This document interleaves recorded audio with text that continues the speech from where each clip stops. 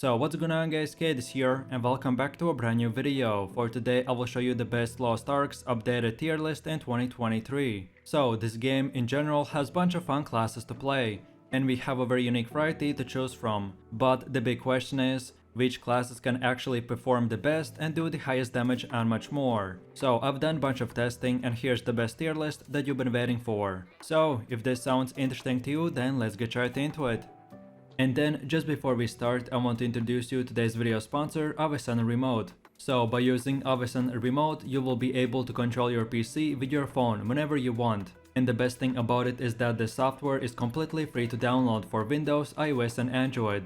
And you will be able to enjoy your PC games on your phone. They even support gameplay for up to 144 FPS. And on top of all of this, you will be able to work on your PC remotely, then screen mirror, then even control Android devices with the software and much more. As you can see, I can play Genshin, Dota, Minecraft and many more games. And with their smart keyboard and layouts, you will be able to add and customize the keyboard on your phone and enjoy AFK gaming anytime, anywhere. They also offer great prices, and you can get up to 40% off on your purchase. Avison Remote have also launched a smart power plug that will allow you to wake up your PC, which makes the remote access more accessible. So what are you waiting for? Check out Avison Remote by clicking my link in the description, and don't forget to use this code to get 7-day free trial, but be quick, because only the first 200 people will be able to redeem the code. And with that said, thanks to Avison Remote for sponsoring this video.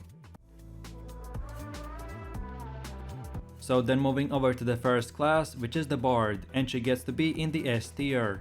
So the Bard is a support class. She can use shields, attack buffs and heals to her allies, which makes her very useful in raids and dungeons. The Bard is immobile and not an easy class, as you must know the correct timing and placement of your supporting skills. But overall the Bard is a healer type of class, that if you come from any other MMORPG, then this is the closest thing to a healer that the game has to offer. Again, I want to clarify that this is amazing support class that focuses on support and not damage.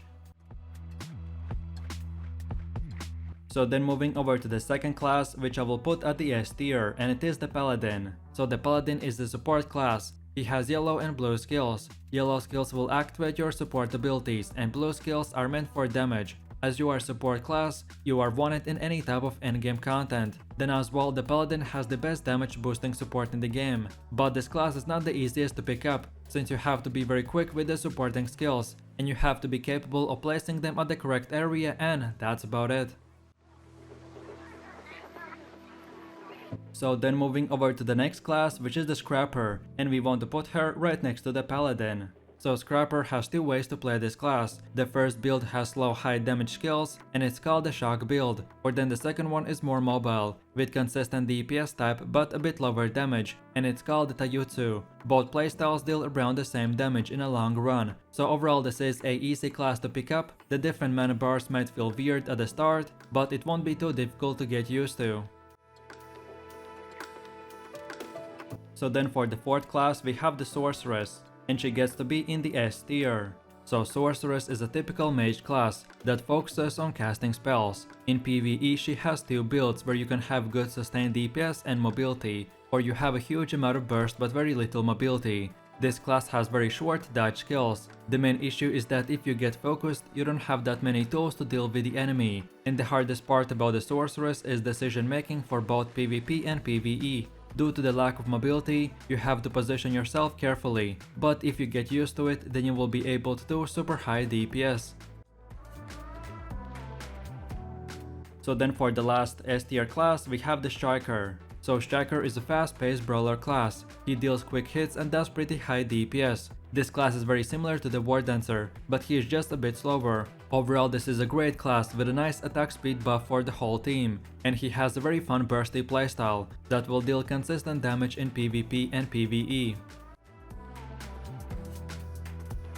So then moving over to the next one, which is the Gunlancer, and we want to include him right in the A tier. So Gunlancer is the tankiest class that the game has to offer. This class makes the PvE content far easier. You can face the boss head on, making it easy for your teammates to hit the enemy from behind. Do keep in mind that this class also does good damage. It's very safe and easy class to pick up and play. So overall, if you're a solo PvE player, or if you're looking for the closest thing to a tank build in Lost Ark, then this is the class for you. So then for the next class we have the Wardancer, and she gets to be placed right in the A tier. So Wardancer is a fast-paced fighter class. In PvE she deals quick hits and does pretty nice DPS. For your playstyle you have to charge orbs to deal your highest damage numbers. Most people use no orb engraving for easier playstyle, but it's up to you. Overall this class is hard to master but easy to pick up. In general, the Wardancer is a great class with nice attack speed buff for the whole team and much more. So then for the next one we have the Artillerist, and he gets to be placed right next to the Wardancer. So Artillerist is a slow gunner class. He has insane damage and can even summon a bunch of turrets that will boost your DPS even more. This class is tanky yet very sluggish, so many people won't find him as fun or easy to get into. I don't recommend to play this class for a new player, but if you're experienced and don't mind the slow gameplay, then this is the class for you.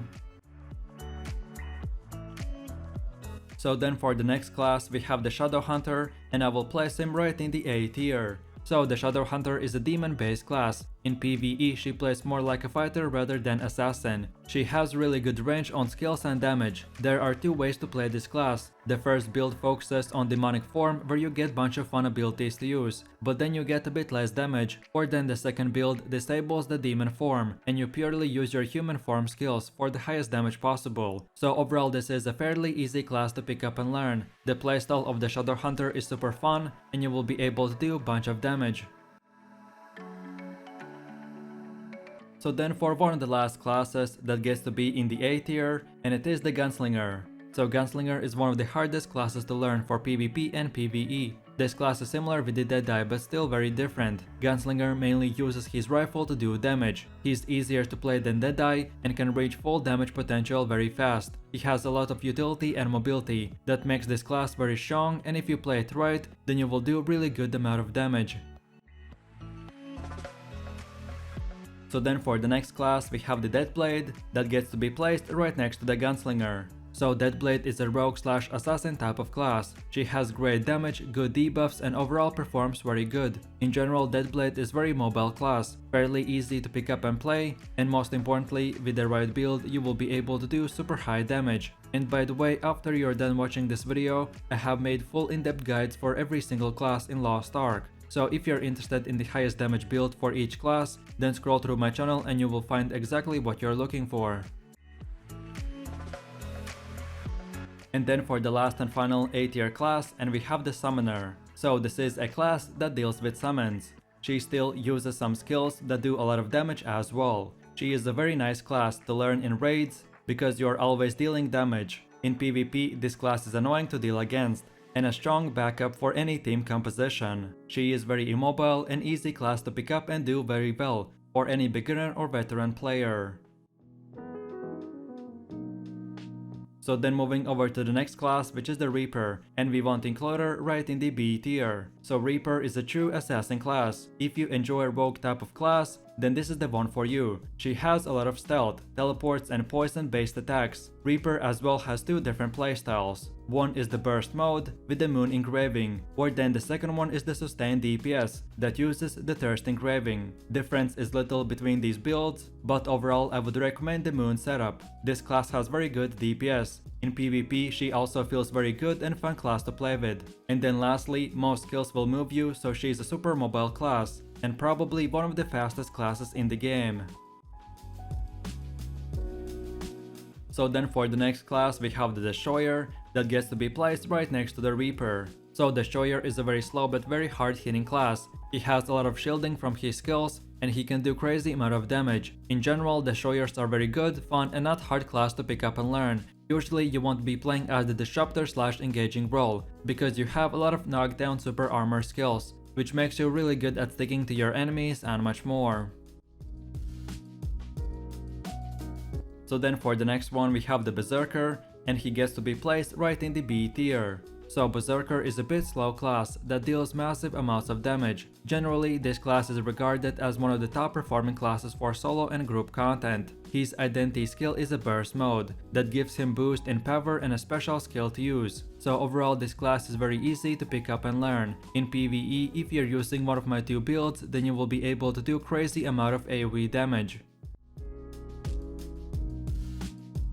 So then for one of the last classes that gets to be in the B tier, and it is the Soulfist. So the Soulfist identity is very unusual. She has 3 paces that you can put it in. Each pace makes her stronger and stronger. If you run out of mana, then you have to regenerate to full before you can cast again. Overall, this class has the strongest awakening skill in the game, and it is a really good class just by the pure damage numbers themselves. And then for the last and final B tier class, we have the Sharpshooter. So the Sharpshooter is a bow user type of class. If you just take a look at the raw damage numbers, this class does more damage than few other classes in the A tier, but it's only good for pure damage. Besides anything else, you can't really offer anything to your team. So by counting in the playstyle, no buffs or stagger, so that's why he's in this B tier even after the new changes. So then for the next class we have the Arcana, more commonly known as Arcanist, and she gets to be placed right in the C tier. So Arcanist is a mage class that uses dark magic cards. She has RNG mechanics in her identity skill, which can make your damage fluctuate in certain fights. This is definitely not an easy class to pick up and play, but if you know how to use it to your best advantage, then you will be able to do crazy amount of damage. The Arcanist main playstyle is to build up stacks and then do big damage with red skills. So then for the next class we have the Scouter, aka the Machinist, that gets to be placed right in the C tier. So when you play Machinist, you technically play 2 characters at the same time. You can use Joan skills while casting Gunner skills, but you can't cast skills that are Joan and Gunner combined. There are 2 ways to play this class. One is based on transformation, legacy engraving, and the other one being focused on the Joan. This is a very cool class, especially with his identity skill that gives him very unique and fun playstyle. So if you want to become the Iron Man in Lost Ark, then this is the class for you.